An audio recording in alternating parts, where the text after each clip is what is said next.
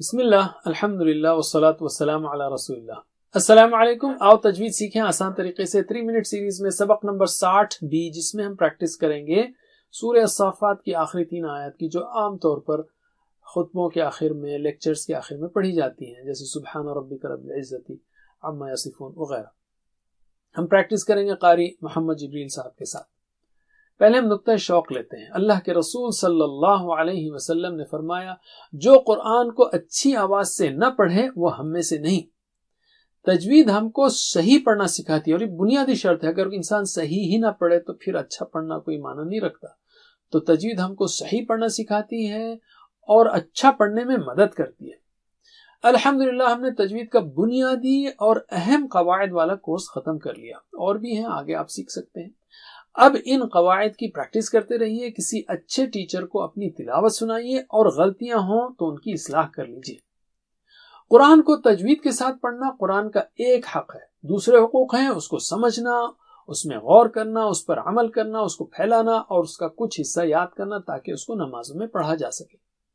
سمجھنے کے لیے آپ ہمارا کورس آؤ قرآن و نماز سمجھیں آسان طریقے سے کر سکتے ہیں۔ اس کے علاوہ اور بھی کورس ہیں، لیکن اسی کورس میں آپ صرف 20 گھنٹوں میں انشاءاللہ 50% قرآنی الفاظ کو سیکھ لیں گے۔ تو اب ہم پریکٹس کریں گے۔ پہلے قاری صاحب ایک بار پڑھیں گے اور ہم 3 بار۔ اعوذ باللہ من الشیطان الرجیم۔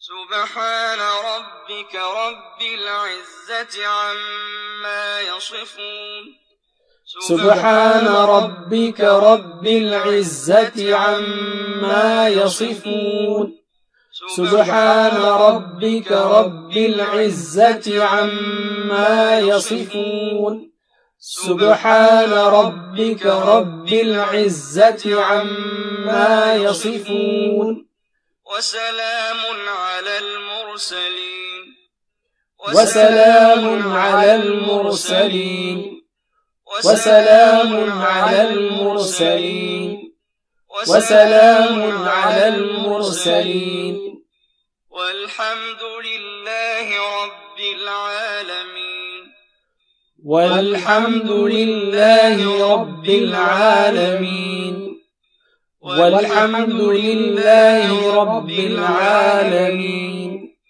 والحمد للہ رب العالمین۔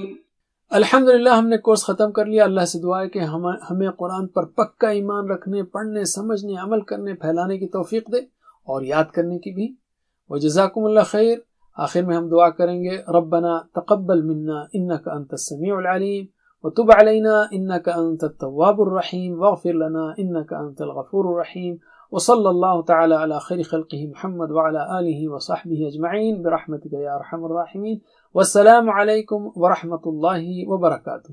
Please visit understandquran.com for our courses on Read Al-Quran, Learn Tajweed and Understand Al-Quran, and for one-to-one learning. Jazakumullah khair. Wassalamu alaikum.